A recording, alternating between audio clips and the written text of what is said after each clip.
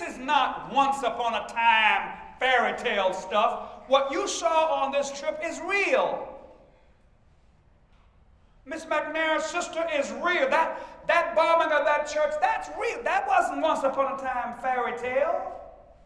Minnie Jean Brown is real. That ain't no fairy tale. Going through all that hell to go to school. Not in Zimbabwe, not in South Africa, not in Bosnia, in America, USA. This is not fairy tale once upon a time. This is in my lifetime.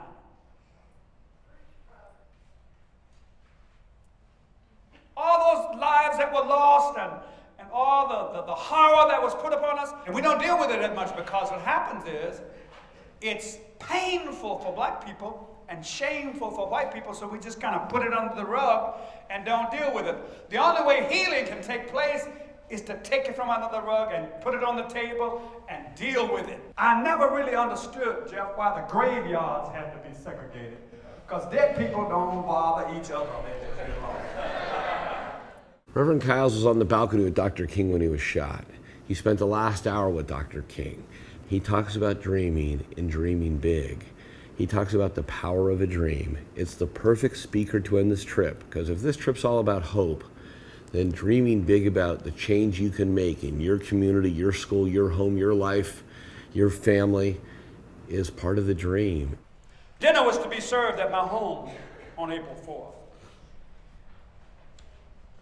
I told him dinner was at 5 o'clock. He called the house. They told him dinner was at 6. So when I came here to the motel to get him at 5, I knocked on the door at the room 306.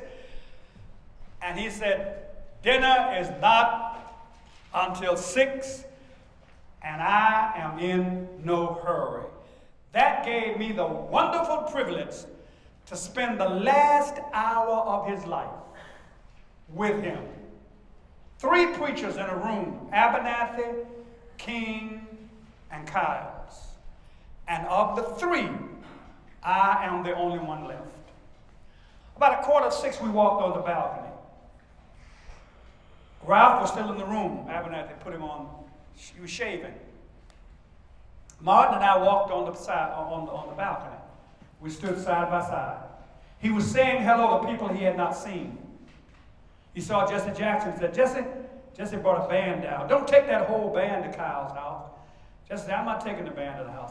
Then Jesse said to him, I want you to meet Ben Branch, the band leader. So they started walking towards the balcony. We were the only ones on the balcony, Martin and I. Ralph is in the room. Everybody else is on the first level. He started walking toward them. I said, come on, guys, let's go. I got about 5 steps. Kapow! The shot rang out. I looked back and saw that he had been knocked from the railing where that reef is, back on the balcony. I ran to his side. There was a tremendous hole in the side of his face. The bullet was a dum-dum. It doesn't go in straight.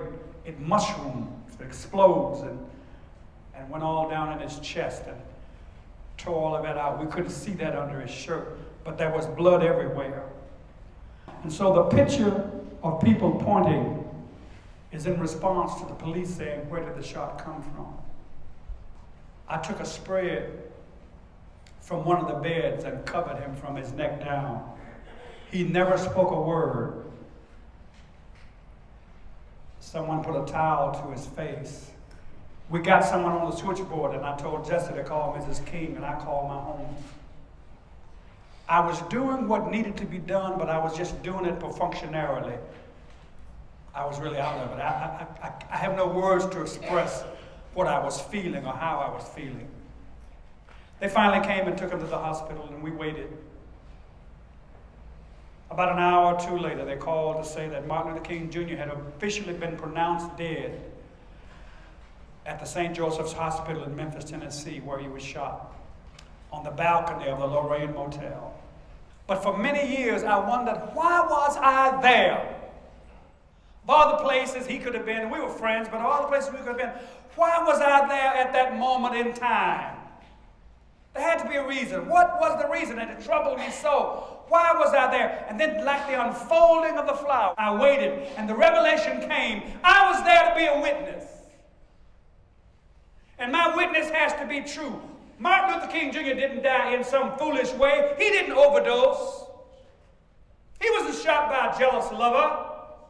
He wasn't shot leaving the scene of a crime. He was a man with an earned PhD degree at 27, a Nobel Peace Prize, oratorical skills that are off the charts, all the things he could have been. Could have been university president, could have been UN ambassador, all the things he could have been. Yet he died on a balcony in Memphis, Tennessee, helping garbage workers. That's why we remember his life 35 years later. He never grew up poor, was never poor in his life. He had a compassion for the poor. And they said, we will shoot this dreamer.